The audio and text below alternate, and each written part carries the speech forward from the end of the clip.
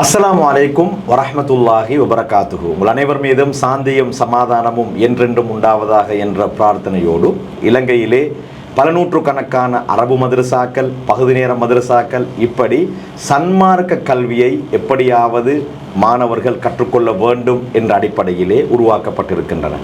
ஆனால் அந்த சன்மார்க்க கல்வியோடு சேர்த்து உலக கல்வியையும் கற்று ஒரு ஹாஃபிலாக, ஒரு ஆலிமாக வருவதோடு ஒரு வைத்தியராக அல்லது ஒரு துறைசார் நிபுணராக வரக்கூடிய நிலையங்கள் இலங்கையிலே உருவாக்கப்பட்டிருக்கின்றனவா என்ற வினா பலராலும் எழுப்பப்பட்டு வரக்கூடிய ஒரு மிக பிரதானமான வினாதான். அந்த அடிப்படையிலே இன்றைய நிகழ்ச்சியிலே உங்களுக்கு மிக முக்கியமான ஒரு விடயத்தை நாங்கள் அறிமுகப்படுத்த போகின்றோம். அதாவது சிலாபம் வீதி, குருநாகல் சிலாபம் வீதியிலே பண்டார குஸ்வத்த என்ற ஊரிலே இயற்கையின் எழில் கொஞ்சும் ரம்யமான சூழலிலே ஒரு முக்கியமான அரபு கலாசாலை ஆரம்பமாகிறது. இந்த கலாசாலையின் நோக்கமே குர்ஆனை மரணம் செய்த ஹாஃபில்களை உருவாக்குவதோடு வைத்தியர்களை உருவாக்குவது. குர்ஆனை மரணம் செய்த ஹாஃபில்களோடு ஒரு ஹாஃபிலை ஒரு இன்ஜினியராக, இன்னும் ஒரு துறை சார்ந்தவராக அவரை சமூகத்திற்கு வழங்கக்கூடிய, சமூகத்திலே வெளிப்படுத்தக்கூடிய மிக முக்கியமான ஒரு பணியை செய்யக்கூடிய, என்னுடைய அறிவு கட்டிய விதத்திலே இலங்கையின் முதலாவது தடவையாக இப்படியான ஒரு அற்புதமான அரபு கலாசாலை ஆரம்பமாகிறது. இந்த அரபு கலாசாலை இது எப்படி நடைபெறப் போகின்றது, யார் யாரெல்லாம் இதனை செய்ய போகிறார்கள், எப்படியான மாணவர்கள் உள்வாங்கப்பட போகிறார்கள் என்ற விடயங்களை தான் இந்த நிகழ்ச்சியிலே கலந்துரையாடுவதற்கு நாங்கள் தயாராக இருக்கின்றோம். அந்த அடிப்படையிலே இன்றைய இந்த நிகழ்ச்சிக்காக வேண்டி நான் ஆரம்பத்திலே சொன்ன பண்டார குஸ்வத்த சுலைமானியா அரபு கலாசாலையின் கௌரவ பணிப்பாளர், அகில இலங்கை ஜமியத்துல் உலமாவின் உபதலைவர், கண்டி மாவட்ட ஜமியத்துல் உலமா தலைவர், அதே போன்று சுலைமானியா அரபு கல்லூரியின் பணிப்பாளர், ஃபாத்திமத்து ஜஹ்ரா அரபு கல்லூரியின் தலைவர், இப்படி பல பதவிகளில் இருக்கக்கூடிய, குறிப்பாக கண்டி கட்டுகல்ல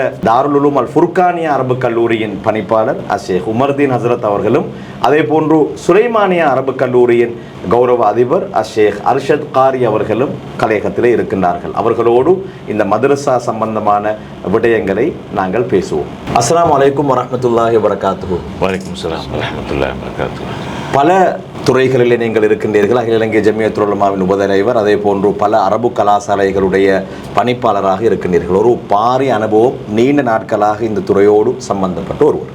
இலங்கையை பொறுத்தவரையிலே அதிகமானவர்கள் சொல்லக்கூடிய ஒரு குற்றச்சாட்டு தான், காலத்திற்கு ஏற்றாற்போல் வெறுமனே சன்மார்க்க கல்வியோடு நின்று விடாமல் மார்க்கத்தை படிக்கக்கூடிய அதே வேளையிலே, குர்ஆனை மரணம் செய்யக்கூடிய அதே வேளையிலே இன்னும் ஒரு துறையிலே சாதிக்கக்கூடிய, ஒரு துறை சார்ந்த ஒருவரை உருவாக்கக்கூடிய கலாபீடங்கள், கலாசாலைகள் இல்லையே என்ற ஒரு குற்றச்சாட்டு சமூகத்திலே இருக்குது. இப்போது நீங்கள் ஆரம்பிக்கக்கூடிய இந்த கலாசாலை நீங்கள் சொன்ன அடிப்படையிலே பார்த்தால் முற்றிலும் மாறுபட்டது. ஒரு பல அற்புதமான வாய்ப்புகளை இலங்கையிலே இருக்கக்கூடிய மாணவர்களுக்கு பெற்றுக் கொடுக்க போகுது. முதலிலே சொல்லுங்கள், இந்த அரபு கலாசாலை இதனை ஆரம்பிக்க வேண்டும், இப்படி நடாத்த வேண்டும் என்ற எண்ணக்கரு உங்களுக்கு எப்படி வருகிறது? அல்ஹம்துலில்லாஹ் நஹ்மதுஹு வ நுஸல்லி அலா ரசூலில் கரீம். உண்மையிலே சொல்வதாக இருந்தால் இன்று நாடளாவிய ரீதியிலே 350க்கு மேற்பட்ட அரபு கலாசாலைகள் இயங்கி வருகின்றது. அண்மை காலமாக அதிகமாக 95% மேற்பட்டென்றே சொல்ல முடியும். அதிகமான கலாசாலைகளில் பாடசாலை பாடங்களோடு சேர்ந்து தான் இப்பொழுது ஓ லெவல், ஏ லெவல் அடிப்படையில் நடைபெறுகின்றது. என்றாலும் கூட எம்முடைய சுலைமானியா அரபு கல்லூரி 2 தசாப்தங்களாக நடைபெற்று கொண்டிருக்கின்றது. நூற்றுக்கணக்கான ஆலிம்கள், ஹாபில்களை வெளியாக்கியிருக்கின்றது. அந்த இடத்திலே அண்மை காலத்திலே ஏற்பட்ட அசாதாரண சூழல், நாட்டுடைய நோய் கொரோனா இப்படியான கட்டத்திலே பிள்ளைகளுடைய வருகைகள் குறைந்து ஓரளவு வருகின்ற மட்டத்திலே தான் நாம் இதை வித்தியாசமாக செய்ய வேண்டும் என்ற ஒரு எண்ணம் ஏற்பட்டது. அதற்கு துணையாக சில சகோதரர்கள், யூனிவர்சிட்டி ப்ரொஃபஸர்மார்கள், அதே போல் நலிமியாவிலே இருந்த சில கற்றறிந்த சில ஷேக்மார்கள், இது போன்றவர்கள் பலர்களை எம்மை சந்தித்து அவர்களிடத்தில் இப்படியான ஒரு கன்செப்ட், இப்படியான ஒரு அமைப்பு, ஹாஃபிஸ் டாக்டர் என்ற ஒரு திட்டம் இருக்கின்றது, இதை செயல்படுத்த வேண்டும் என்று பல இடங்களை நாங்கள் சிந்தித்தோம். என்றாலும் உங்களுடைய இடத்தை நாங்கள் பார்த்த பொழுது, கேள்விப்பட்டு பார்த்த பொழுது, அது மிக எமக்கு ஒரு சாதகமான தென்னந்தோட்டங்களோடு ஒரு விரிவான ஒரு 2.5-3 ஏக்கர் நிலப்பரப்பு, பக்கத்திலே ஒரு குளம், இப்படியான ஒரு காட்சியை கண்டு அவர்கள் இந்த இடம் பொருத்தம் என்று நம்மிடத்தில் ஆலோசனை செய்த பொழுது நாம் அதற்காக வேண்டி அல்ஹம்துலில்லாஹ் நம்முடைய அதிபர் அர்ஷத் காரி அவர்கள் அதை சில காலமாக நடத்தி கொண்டிருந்தார். அவர்களோடு ஆலோசனை செய்து இதை நாம் கொண்டு வந்தால் நல்லம் என்ற ஒரு அபிப்பிராயம் வந்த பொழுது தொடர்ந்து அவர்களோடு முஷூரா செய்தோம். அவர்களிடத்திலே ஒரு நல்ல வளமான திட்டம், அதே போன்று அவர்களிடத்திலே வளமான ஆள் பலம் இருக்கின்றது. துறை சார்ந்தவர்கள் இருக்கின்றார்கள், யூனிவர்சிட்டி ப்ரொஃபஸர்மார் இருக்கிறார்கள், வைத்தியர்கள் இருக்கிறார்கள், அதே போன்று இன்னும் எல்லாமே படித்த ஷேக் நலிமிகள் இருக்கிறார்கள். இப்படியான அந்த குழுவை பார்த்த உடனே நமக்கு ஒரு ஆர்வம், சந்தோஷமாக இருந்தது.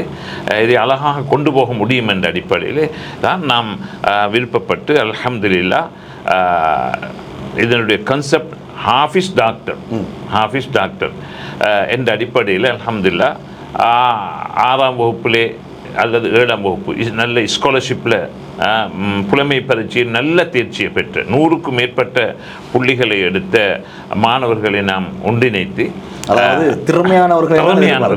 நல்ல திறமையானவர்களை ஒன்றிணைத்து இந்த பாடத்திட்டத்தை அமுல் நடத்தினால் இன்ஷா அல்லாஹ் எமக்கு ஒரு நம்பிக்கை இருக்கிறது. இதை தொடர்ந்து செய்யும் பொழுது நல்ல எம்முடைய நாட்டில் இன்று குறைபாடாக உள்ளது தான் ஹியூமன் சோர்ஸ், மனித வளம். ஹாஃபிஸ் ஆகுவார், ஆலிமாகுவார். அதே போன்று அதுக்கு பின்னால் அடுத்த கட்டம் நாம் நம்முடைய திட்டத்திலே விஞ்ஞானம், கணிதம் மிக முக்கியமான பாடங்களாகவும், ஆங்கிலம், சிங்களம், தமிழ் இந்த பாடங்களோடு ஆரம்ப காலத்தில் இருந்து புள்ள படிக்க ஆரம்பிக்கின்ற அந்த குர்ஆனை மரணம் செய்ய ஆரம்பிக்கின்ற காலத்திலிருந்து இதிலே நல்ல திறமையாக அவர்களுக்கு திறமையான ஆசிரியர்கள் மூலம் கற்பிப்பதன் மூலமாக இன்ஷா அல்லாஹ் எதிர்காலத்திலே நல்ல திறமையாக பாசை வளம் உள்ளவர்கள், ஆங்கிலம், சிங்களம் விசேஷமாக பேசக்கூடிய மொழியாற்றல் உள்ளவர்களாகவும் உருவாகுவார்கள். அதை கொண்டு எதிர்காலத்தில் அவர்களை ஓலெவல் பரீட்சைக்கு தோற்றும் பொழுது குர்ஆனை முடித்திருப்பார்கள். அடுத்தபடியாக ஷரியத்துடைய படத்தை ஆரம்பித்திருப்பார்கள். திறமையான சித்தியை ஓலெவல் பரீட்சையிலே பெறுவார்கள். நல்ல நம்பிக்கை இருக்கிறது. இன்ஷா அல்லாஹ் அதற்கு பின்னாலே அவரை ஒரு டாக்டர் ஆக்குவதா, அல்லது கணக்காளராக ஒரு அக்கௌண்டனாக ஆக்குவதா, அல்லது ஒரு ஐடி ஃபீல்டில் போகக்கூடியவராகுவதா, அல்லது ஒரு என்ஜினியராக ஆக்குவதா, அல்லது இன்னும் பல துறைகளுக்கு ஒரு தகுதியானவர்களாக எந்த துறைக்கு தகுதியானவர்கள் ஆக்கும் என்று தீர்மானிக்க முடியும். நிச்சயமாக அதற்கு பின்னால் இன்ஷா அல்லாஹ் தொடர்ந்து ஏலெவல், அதுக்கு பிறகு பல்கலைக்கழகம், இப்படியாக வரும் ஹாஃபிஸாகி குர்ஆன் எப்பொழுதுமே உள்ளத்துக்கு வரும் பொழுது நல்ல ஞாபக சக்தி ஏற்படுகின்றது. அதன் மூலமாக அவர்கள் அடையக்கூடிய அடைவுகளை அடைந்து கொள்ள முடியும். எனவே எதிர்பார்க்கின்ற அடைவுகளை அடைந்து கொள்ள முடியும். அந்த அடிப்படையில் தான் நாம் இந்த திட்டத்தை நாங்கள் ஏற்றுக்கொண்டு இதற்காக பலரும் எமக்கு பின்னாலே பல முயற்சிகள் செய்து பொருளாதார ரீதியாக இப்போது அங்கே கட்டிடம் இருக்கின்றது. கட்டிடம் இருக்கு. 20 வருஷமாக 2 தசாப்தங்களாக கலாசாரம் நடைபெறக்கூடியது. இப்பொழுது இருக்கக்கூடிய கட்டிடத்தை வைத்து அதில் இருக்கக்கூடிய குறைபாடுகள், சில பௌதிக குறைபாடுகள் இருக்கிறது, அதை நிரப்பமாக பூர்த்தி செய்கிறோம். முழுமையாக முயற்சி செய்யும். எந்த அளவுக்கு என்றால் பிள்ளைகள் வந்தால் விளையாடக்கூடிய இடம் இருக்கிறது, அதை அழகாக அமைக்கிறோம். எந்த அளவுக்கு என்றால் நீச்சல் பழக்குவதற்கு ஸ்விம்மிங் பூல் கூட அமைப்பதற்காக திட்டம் போட்டிருக்கிறோம். அதே போல நான் துருக்கியிலே சென்று பார்த்த பொழுது துருக்கியுடைய மதரசாக்கள் கண்குளிர்ச்சியாக இருக்கிறது. சாப்பிடுற இடம் கூட, அதனுடைய கழிவறை கூட அழகாக இருக்கிறது. நம்முடைய நாட்டிலே இவைகள் சில குறைபாடுகள் இருக்கிறது. சமையல் அறைகள், தூங்கும் இடம், சென்ற காலத்திலே பிள்ளைகள் மெட்ரஸிலே தூங்கினார்கள். இதுக்காக கட்டில் சமைச்சு கொண்டிருக்கிறோம். இப்படியாக விளையாட்டுக்கும் அவர்கள் வீடுகளில் இருப்பதை விட ஒரு சொகுசாக அந்த இடத்திலே பிள்ளைகள் இருக்க வேண்டும். லக்ஸரி மதரசா அப்படியாக அமைக்க வேண்டும் என்ற திட்டத்திலே இப்பொழுது செயல்பட்டு கொண்டிருக்கிறோம். இன்ஷா அல்லாஹ் வரக்கூடிய 30ஆம் தேதி அதற்கான நவம்பர் மாதம் 30ஆம் தேதி இதற்காக நேர்முக பரீட்சை வைக்கிறோம். திறமையான பிள்ளைகளை எடுக்க வேண்டும். இன்ஷா அல்லாஹ் டிசம்பர் மாதம் கடைசி பகுதியிலே இதை ஆரம்பிப்புக்காகவும் இருக்கின்றோம். நிச்சயமா. எனவே அனைவருடைய துவாக்களையும் எதிர்பார்க்கிறோம். எங்கட மதரசா தான் முன்னணியில் என்றதில்லை. அதாவது நாம் எம்முடைய அபிப்பிராயப்படிக்கு இந்த சப்ஜெக்டில் நாட்டில் முதல் மதரசான்னு தான் நான் நினைக்கிறோம். அல்லாஹுவாலும் வேறு மதரசாக்கள் இருக்கிறதான்னு சொல்ல முடியாது. அந்த அடிப்படையில் தான் நாம் செயல்படுத்துவதற்காக திட்டம் போட்டிருக்கிறோம். நிச்சயமா. அதாவது ஒரு தூர் நோக்கம், ஆழமான சிந்தனை, இவற்றிற்கு பின்னால் ஒரு அற்புதமான ஒரு அணியை அவர்கள் தெரிவு செய்கிறார்கள்.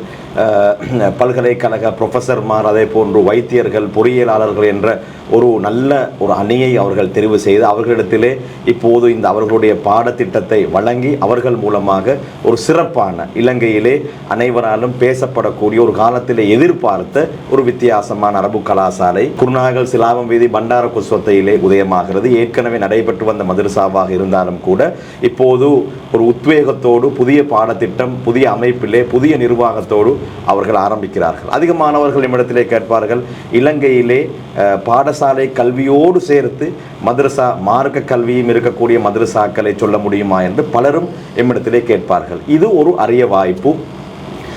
மார்க்கத்தையும் உலக கல்வியையும் படிக்கக்கூடிய இயற்கை நெறில் கொஞ்சம் ஒரு ரம்யமான சூழல் என்று சொல்லியிருந்தார்கள். காட்சிகளிலே நீங்கள் பார்க்கக்கூடியதாகவும் இருக்கும் அந்த பகுதிகளை திறமையான உலமாக்கள், திறமையான உஸ்தாதுமார்கள், ஆசிரியர்களை கொண்டு இந்த பாடம் மதரசா நடைபெறுவதால் நிச்சயமாக இது மிகுந்த பயனுள்ள ஒரு மதரசாவாக இருக்கும் என்பதில் எந்த விதமான மாற்று கருத்தும் இல்லை. அவர்கள் சொன்னதை போன்று நவம்பர் மாதம் 30ஆம் தேதி நேர்முக பரீட்சை இருக்கின்றது. திரையில் காணக்கூடிய இலக்கங்களை தொடர்பு கொள்ளுங்கள். இப்போதே உங்களுடைய வருகையை நீங்கள் உறுதிப்படுத்திக் கொள்ளுங்கள் என்பதை ஞாபகப்படுத்திக் கொண்டு எவ்வாறான மாணவர்கள் வர வேண்டும், என்னென்ன வயதெல்லையிலே இருக்க வேண்டும் என்பதை நாங்கள் பேசுவோம். காரி சொல்லுங்கள். அதாவது இந்த புதிய பாட சிலபஸ் ஹசரத் அவர்கள் சொன்னதை போன்று ஒரு வித்தியாசமான முயற்சி. புனித அல் குர்ஆனை மனனம் செய்வதோடு அவருக்கு இன்னும் ஒரு துறையிலே அவரை துறை சார்ந்தவராக மாற்றுவதுதான் உங்களுடைய நோக்கம். என்ன வயதுக்குட்பட்டவர்கள் வர வேண்டும், அவர்களிடத்திலே என்னென்ன தகைமைகளை நீங்கள் எதிர்பார்க்கிறீர்கள், உங்களிடத்திலே வந்தால் அவர்கள் எப்படியான மாற்றங்களை காண்பார்கள் என்ற விடயங்களை. அஸ்ஸலாமு அலைக்கும் வரஹ்மத்துல்லாஹி வபரகாத்துஹு. அல்ஹம்துலில்லாஹ். நாங்கள் இந்த திட்டத்தை ஆரம்பிக்கிற நோக்கமே எங்களோட பணிப்பாளர் அவர்கள் ஞாபகப்படுத்தினது போல் நல்ல துறை சார்ந்தவர்கள் எங்களோட நாட்டில் உருவாகணும். இந்த துறை சார்ந்தவர்களுக்கு மார்க்கமும் அதோடு சேர்ந்து மார்க்கப்பட்டுள்ளவர்களாக அவர்கள் உருவாக்கப்படணும் என்றது தான் எங்கள் உண்மையான நோக்கமே. அந்த அடிப்படையில் தான் நாங்கள் இந்த திட்டத்தை ஆரம்பித்து ஸ்காலர்ஷிப்பில் நாங்கள் ஏற்கனவே போட்டிருக்கிறோம். 100க்கும் அதிகமான புள்ளிகளை எடுத்தாக்களை இன்டர்வியூ வச்சு எடுப்போம்னு சொல்லி தான் நாங்கள் முடிவு பண்ணியிருக்கிறோம். அந்த அடிப்படையில் 100க்கும் மேற்பட்ட புள்ளிகள் எடுக்கிற புள்ளிகளை நாங்கள் எடுத்தோம்னு சொன்னால் அவர்களுக்கு முதல் கட்டமாக ஹசரத் அவர்கள் ஞாபகப்படுத்தினது போல் மொழி வளம். இன்றைக்கு எங்களோட நாட்டில் பொதுவாக உலமாக்கல் என்று வருகின்ற நேரத்தில் ஒரு குறைபாடாக காணப்படக்கூடிய ஒன்று தான் மொழி வளம் என்று சொல்கிறது. ஆங்கிலமாக இருக்கட்டும், எங்களோட நாட்டில் சிங்கள மொழி பேசக்கூடியவர்கள் நிறைய தேவைப்படுகிறார்கள் மார்க்கத்தை விளங்கப்படுத்துறதுக்கு. அந்த அடிப்படையில் 3 மொழிகளும், தமிழ், சிங்களம், ஆங்கிலம், இந்த 3 மொழிகளையும் அவர்களுக்கு ஆரம்ப கட்டத்திலே நாங்கள் கொடுக்கறதோட குர்ஆன் செக்ஷன் ஒன்று இருக்குது. இதில் இது ஆக முக்கியமாக கருதப்பட வேண்டிய பகுதி. இது அப்போ 11 வயது அல்லது 12 வயது உடைய மாணவர்களை தான் நாங்கள் எடுக்கிறோம். எடுத்து அல்ஹம்துலில்லாஹ் எங்களோட காரிமார்கள் மூலமாகத்தான் குர்ஆனிலே சிறப்பு தேர்ச்சி பெற்ற, அதாவது இஜாசா எடுத்த காரிமார்கள் மூலம்தான் இந்த ஹிஃபுஸ் பிரிவை நாங்கள் நடத்தாட்டி கொண்டு போகிறோம். அல் குர்ஆன் மனன பிரிவு. அல் குர்ஆன் மனன பிரிவு. அப்போ இந்த காரிமார்கள் மூலமாக குர்ஆன் எழுத்துக்கள் அது எப்படி உச்சரிக்கப்படணுமோ, குர்ஆனை எப்படி ஹஸரத் ஸல்லல்லாஹு அலைஹி வஸல்லம் அவங்க ஓதினாங்களோ, சஹாபாக்களுக்கு எப்படி ஓதி காட்டினாங்களோ, இதே முறைக்கு ஓதக்கூடிய ஒரு மெத்தடை தான் நாங்கள் இந்த பிள்ளைகளுக்கு ஆரம்பம் முதலே பயிற்சிகளை கொடுத்து உருவாக்குவோம் நாங்கள் இன்ஷா அல்லாஹ். அதுக்கு சில காலம் எங்களுக்கு தேவைப்படும் அந்த ஆரம்ப கட்டம். அதனால் குர்ஆனை அந்த புள்ள ஓதுறா இல்லையான்றதை நாங்கள் இதில் பார்க்க மாட்டோம். அந்த பிள்ளைக்கு அந்த திறமை இருந்துன்னு சொன்னால் இன்ஷா அல்லாஹ் அந்த பிள்ளைய ஒரு 2-2.5 வருடத்துக்குள்ளே குர்ஆனை முழுமையாக அழகான முறையில் ஓத வச்சு அதை மனனம் செய்ய வச்சு அதை அந்த பிள்ளைகள் 3 வருடத்துக்குள்ளே ஒரு நாளையில், ஒரே நாளையில் முழு குர்ஆனையும் ஓதக்கூடிய, ஒப்புவிக்கக்கூடிய பிள்ளைகளாக ஆக்கிறதோட அவங்களுக்கு இந்த 3 வருஷம், அதாவது 6ஆம் ஆண்டு 7ஆம் ஆண்டு 8ஆம் ஆண்டு, இந்த 3 வருஷத்திலையும் முக்கியமான 6 பாடங்கள் அவங்களுக்கு கொடுக்கப்படும். அதாவது சிங்களம், தமிழ், அதே போன்று இங்கிலீஷ், இந்த 3 பகுதிகளோட கணக்கு, விஞ்ஞானம், இதோட நாங்கள் இன்ஷா அல்லாஹ் அரபு மொழியையும் சேர்த்து அரபு மொழியில் தேவையான சொற்கள், இந்த வார்த்தைகள், அதைகளையும் அவங்களுக்கு கொடுத்து இன்ஷா அல்லாஹ் அவர்கள் கிதாபு பிரிவுக்கு 9ஆம் ஆண்டு ஸ்கூல் பாடசாலை பாடங்கள் 9ஆம் ஆண்டு படிக்கிறதோட கிதாப் பிரிவுக்கு அவர்கள் சேர்க்கப்படுவார்கள். கிதாப் பிரிவுக்கு சேர்ந்து இன்ஷா அல்லாஹ் 3 வருடத்திலே அவர்கள் ஓலெவலுக்கு சாதாரண தர பரீட்சை எழுதுவார்கள். அதற்கு பின்னாடி உயர்தர பரீட்சைக்கு அவர்கள் பயிற்றுவிக்கப்படுவார்கள். அதற்கு பின்னாடி இன்ஷா அல்லாஹ் என்னென்ன துறைகளிலே அவர்களை நாங்கள் உருவாக்க வேண்டுமோ இன்ஷா அல்லாஹ் அல்லாஹ்வோட உதவியோட எங்களுடைய உஸ்தாதுமார்கள், ஆசிரியர்கள், பல்கலைக்கழகத்திலே படித்து கொடுக்கக்கூடிய ப்ரொஃபஸர்மார்கள் எங்களோட கல்விக்குழுவில் இருக்கிறார்கள், வைத்தியர்கள் இருக்கிறார்கள், பட்டதாரிகள் இருக்கிறார்கள். இவர்கள் அனைவருடைய ஆலோசனையோடு ஒரு ஆலிம், ஒரு ஹாஃபிஸ், ஒரு துறை சார்ந்த ஒருவராக இவர்களை உருவாக்குறது தான் எங்களோட நோக்கம்.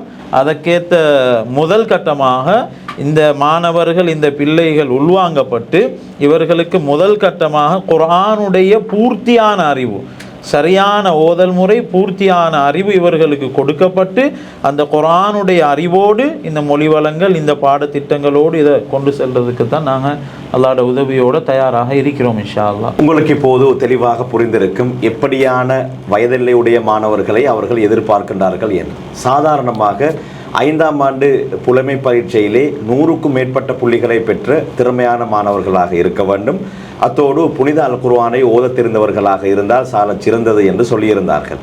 2.5-3 வருடங்களிலே முழு குர்ஆனை மனனம் செய்த ஹாஃபிலாக அவரை மாற்றி அதற்கு பின்னால் அவரை சன்மார்க்க கல்வித்துறையிலே அவரை ஈடுபடுத்துவதோடு கல்வி பொதுத்தராதர சாதாரணதனம் உயர்தரம் வரையிலே அவர்களை படிக்க வைத்து அதற்கு பின்னால் அவர் தெரிவு செய்யக்கூடிய துறையிலே அவரை முன்னால் பயணிக்க செய்வதுதான் இந்த கலாசாலையின் நோக்கமாக இருக்கின்றது.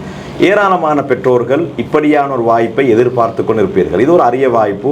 உமர்தீன் ஹசரத் அவர்களை பொறுத்தவரையிலே இந்த துறையிலே பல தசாப்தங்கள் இலங்கையிலே மிக நீண்ட காலமாக அரபு மதரசாக்களிலே அதிபராக பணிப்பாளராக கடமையாற்றிய அனுபவம் இருக்கின்றது. அகில இலங்கை ஜமியத்துல் உலமாவுடைய உபதலைவர். எனவே நம்பிக்கையோடு உங்களுடைய பிள்ளைகளை அங்கே சேர்க்கலாம் என்பதிலே எந்த விதமான மாற்று கருத்தும் இல்லை.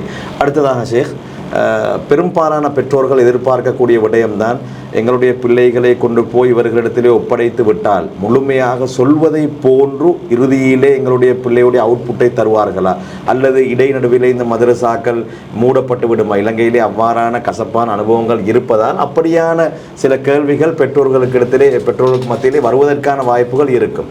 நீங்கள் சொல்வதை பார்க்கும் போது பாடசாலையிலே திறமையாக கல்வி கற்றுக்கொண்டு இருக்கக்கூடிய மாணவர்களை சில போது பெற்றோர்கள் இது ஒரு நல்ல வாய்ப்பு, பாடசாலையில் இருந்து இடை நிறுத்திவிட்டு இங்கே கொண்டு போய் சேர்த்து விடுவோம் என நினைப்பார்கள். ஆனால் அந்த பயம் இருக்கும், இது சரியாக இறுதி வரை நடைபெறுமா என்ற. எனவே இப்படியான ஒரு உத்தரவாதத்தை உங்களால் வழங்க முடியும்? இன்ஷா அல்லாஹ் அல்லாஹ்வுடைய உதவியை கொண்டு எங்களுக்கு 3 தசாப்தங்களுக்கு மேலால் அது கண்டி தாருல் ஃபுர்கானியாவாக இருக்கலாம், இந்த சுலைமானியாவாக இருக்கலாம். சுலைமானியாவில் இதுவரைக்கும் 20 வருஷத்துக்கு மேலால் நல்ல சிறந்த ஹாபில்களை, ஆலிங்களை உருவாக்கி இருக்கிறோம். அடுத்தது பெண்கள் மதரசா, இப்படியாக நடத்தி கொண்டிருக்கிறோம். எனவே இதில் எங்களுக்கு எந்த விதமான அச்சமில்லை. எங்களுக்கு தேவையான ஆசிரியர் வளம், கல்வி கற்றுக் கொடுக்கக்கூடிய வளம் எம்முடைய அர்ஷத் காரி அவர்கள் காரிமார்களுடைய சங்கத்துடைய ட்ரெஷரராகவும் இருக்கிறார்கள். அவரிடத்தில் நல்ல திறமையான காரிமார்கள் இருக்கிறார்கள்.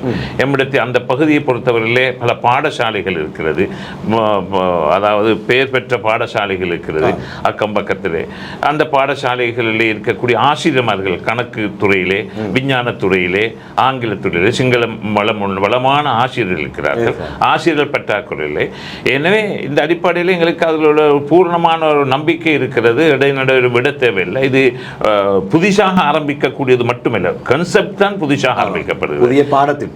பாடத்திட்டம் தான் அந்த முறையில் ஆரம்பிக்கப்படுகிறதே தவிர மதரசா இது பழைய அமைப்பில் நீண்ட காலம் நடந்து கொண்டிருக்கிற ஒரு மதரசா. இதிலே தான் இந்த பாடத்திட்டத்தை மாற்றி நடத்துகிறோம். எனவே இன்ஷா அல்லாஹ் இதுக்கு மக்களுடைய நிறைய வரவேற்பு இருக்கிறது, உதவிகள் இருக்கிறது. பெரும் பெரும் தனவந்தர்கள் இதுக்கு ஆதரவளிக்கிறார்கள். நல்லொரு திட்டம் செய்யுங்கள், எங்களால் முடியுமான உதவிகளை செய்கிறோம் என்று. எனவே தகுந்த சம்பளங்களை வழங்கி இதில் தொடர்ந்து கொண்டு போவதில் எந்த விதமான மாற்று கருத்தும் இல்லை. அடுத்ததாக அப்படி ஏதாவது ஒரு மாணவன் இடநின்று ஒரு குர்ஆன பாடமாக்குறார், அவர் வீண் போக மாட்டார். பல ஆங்கில பாடம் படிக்கிறார், சிங்களம் படிக்கிறார், மொழி வளம் இன்றைக்கு தேவை. ஏதோ ஒரு வகையில் அவர் விட்டுட்டு போனாலும் கூட அவருக்கு ஒரு எதிர்கால ஃபியூச்சர் ஒன்று இருக்கிறது, பாசை வளம் இருக்கிறது, குர்ஆன் இருக்கிறது. அவர் விட்டு ஒருவர் தானாக விலகி கொள்ளணும் என்றாலும் கூட ஆங்கில மொழியும் சிங்கள மொழியும் இருந்தால் ஒரு பாசையோ 1000 பேருக்கு சமன். எனவே பாசை வளம் இருக்கிறது. அவர் தொடர்ந்து அவருடைய அரசாங்க பாடசாலையுடைய பாடத்திட்டத்தை அவருக்கு ஃபாலோ பண்ண முடியும், எடுத்துக்கொள்ள முடியும். எனவே இன்ஷா அல்லாஹ் அதில் பூரணமான உறுதியும் நம்பிக்கையும் இருக்கிறது. எனக்கு பின்னாலே பெரியோர் வட்டம் இதுக்காக வேண்டி இதை ஆதரித்து இதற்காக வேண்டி அனுசரணை வழங்குவதற்காக நிறைய பேர்களுக்கு இதை இடைநடையில் விட வேண்டிய ஒரு அவசியம் இல்லை. எனவே தொடர்ந்து எங்களுக்கு செயல்படுத்தலாம். குறைஞ்சபட்சம் ஒரு புள்ள இந்த விஞ்ஞானத்துறையும் கணக்கியலையும் அடுத்ததாக ஆங்கிலத்தையும் சிங்களத்தையும் படித்தால் குறைந்தபட்சம் ஒரு பார்மசிஸ்டாவது ஆக முடியும், ஒரு பார்மசிஸ்டாக முடியும், எம்எல்டியாக மாற முடியும். அல்லது கணக்கு துறையிலே அல்லது ஐடி ஃபீல்டிலே ஏதாவது ஒரு துறையிலே இன்ஷா அல்லாஹ் அந்த பிள்ளைகளுக்கு காலப்போக்கில் அவர்களுக்கு கம்ப்யூட்டர் அறிவு, கணனி அறிவு, ஐடி ஃபீல்டும் இருக்கிறது அங்கே. அப்படியான அவர் சரியா துறையில் வரும்போது ஐடி ஃபீல்டு அங்கே இருக்கிறது. ஏனைய துறைகள் ஒன்று ரெண்டு இல்லை, இப்போ எல்லாத்தையும் சொல்லி முடிக்க முடியாது. எங்களுக்கு மெயின் நோக்கம் ஒரு தக்வா உள்ள, இறையச்சம் உள்ள, குர்ஆனை பாதுகாக்கக்கூடிய, பேணுதல் உள்ள ஒரு ஹாஃபிஸ் ஆலிம் டாக்டர் உருவாக்க வேண்டும். எங்களுடைய மெயின் கான்செப்ட் என்னென்னா ஒரு நல்ல மார்க்கப்பட்டுள்ள துறை சார்ந்தவர்களை உருவாக்க வேண்டும். இதுதான் நம்முடைய மிக முக்கியமான நோக்கம். அந்த அடிப்படையில் எங்களுக்கு பூரண நம்பிக்கை இருக்குது. அல்லாஹ்வோட உதவி எங்களுக்கு கிடைச்சும் என்று நம்பிக்கை. அல்லாஹ் உதவி செய்வான். அல்லாஹ்வுடைய கலாமை பாடுபடும் பொழுது நாங்கள் இதுவரைக்கும் தோல்வி கண்டதில்லை, இடைநாட்டில் மூடினதில்லை. இன்ஷா அல்லாஹ் தொடர்ந்து செய்ய முடியும் என்ற நம்பிக்கை இருக்கிறது. பல உறுதிமொழிகளை ஷேக் அவர்கள் சொல்லியிருக்கின்றார்கள். உண்மையிலே இந்த துறையிலே நீண்ட அனுபவம் உள்ள இலங்கையிலே விரல் விட்டு எண்ணக்கூடிய உலமாக்களிலே ஷேக் உமர்தீன் ஹசரத் அவர்களும் ஒருவர். அந்த அடிப்படையிலே பயப்படாமல், அச்சப்படாமல் உங்களுடைய பிள்ளைகளை நீங்கள் இந்த மதரசாவிலே சேர்க்க விரும்பினால் எதிர்வரக்கூடிய நவம்பர் மாதம் 30ஆம் தேதி மதரசா கலாசாரையிலே, மதரசா மண்டபத்திலே நேர்முக பரீட்சை நடைபெறவிருக்கின்றது. திரையிலே காணக்கூடிய தொலைபேசி இலக்கங்களை தொடர்பு கொண்டு அவர்களிடத்திலே மேலதிக தகவல்களை பெற்றுக்கொண்டு இன்ஷா அல்லாஹ் உங்களுடைய பிள்ளைகளை தாராளமாக அழைத்து கொண்டு போகலாம் என்பதை உங்களோடு பகிர்ந்து கொள்வதிலே சந்தோஷம் அடைகின்றோம். நாடளாவிய ரீதியிலே எந்த பகுதியில் இருந்தாலும் உங்களுடைய பிள்ளைகளை நேர்முக பரீட்சைக்கு அழைத்து செல்லுங்கள். அதற்கான ஏற்பாடுகளை அவர்கள் செய்து வைத்திருக்கின்றார்கள். மேலதிக தகவல்களை அவர்களுடைய தொலைபேசி இலக்கங்களை, திரையிலே காணக்கூடிய தொலைபேசி இலக்கங்களை தொடர்பு கொண்டு அவர்களிடத்திலே கேட்டு இன்ஷா அல்லாஹ் நீங்கள் நேர்முக பரீட்சையிலே கலந்து கொள்ளலாம். சொல்லுங்கள். பண்டார குஸ்தத்தை பொறுத்தவரையில் போக்குவரத்திலே மிகவும் லேசான ஒரு பகுதி. கொழும்பில் இருந்து வருவதாக இருந்தால் நமக்கு ஹைவே அந்த பாதையில் வந்து நாரமலூடாக 1.5 மணித்தியாலம் 2 மணித்தியாலத்துக்குள்ளே வந்து சேர முடியும். புத்தளம் பகுதிக்கும் லேசி, அதே போன்று அன்றாதபுரம், யாழ்ப்பாணம், வவுனி அந்த பகுதிக்கும் மிகவும் லேசி. எந்த பகுதியிலிருந்து எடுத்தாலும் ஒரு 2-3 மணித்தியாலத்துக்கு உள்ள வந்து கூட சிலாபம் குருநாயகல் மெயின் ரோட்டில் 500 மீட்டருக்குள்ள, மெயின் ரோட்டிலேருந்து 500 மீட்டருக்குள்ள தான் இந்த மதரசா அமைஞ்சிருக்கிற ஒரு அழகான காட்சி. யார் வந்தாலும் அது மனம் கவரக்கூடிய ஒரு காட்சியான இடம், லேசான இடம். நிச்சயமாக. எனவே உங்களுடைய பிள்ளைகளை சிறந்த மார்க்கப்பட்டுள்ள ஒரு வைத்தியராக, ஒரு துறை சார்ந்தவராக உருவாக்க வேண்டும் என்ற ஆசை உங்களிடத்தில் இருந்தால் நவம்பர் மாதம் 30ஆம் தேதி அவர்களுடைய கலாபீடத்தில் நடைபெறக்கூடிய நேர்முக பரீட்சைக்கு உங்களுடைய பிள்ளைகளை அழைத்து செல்லுங்கள். அவர்களுக்கு தேவையான உணவு, அவர்களுக்கு தேவையான எல்லா வசதிகளும் அங்கே செய்து வைத்திருப்பதாக ஷேக் அவர்கள் சொல்லியிருக்கின்றார்கள். நேரடியாகவே போய் உங்களால் பார்க்கக்கூடியதாக இருக்கும் என்பதை ஞாபகப்படுத்தி கொண்டு இந்த நிகழ்ச்சியை இத்தோடு நிறைவுக்கு கொண்டு வருகின்றேன். எங்களுடைய கலையகத்திற்கு வந்து சுலைமானிய அரபு கலாசாலை பற்றி என்னோடும் உங்களோடும் பகிர்ந்து கொண்ட மதரசாவின் பணிப்பாளர் ஷேக் உமர்தீன் ஹசரத் அவர்களுக்கும் அதனுடைய அதிபர் ஷேக் அர்ஷத் காரி அவர்களுக்கும் நன்றிகளை தெரிவித்துக் கொள்கின்றேன். ரொம்ப நன்றி. ஜஸாக்குமுல்லாஹ் ஹைர். பாரக்கல்லாஹ்.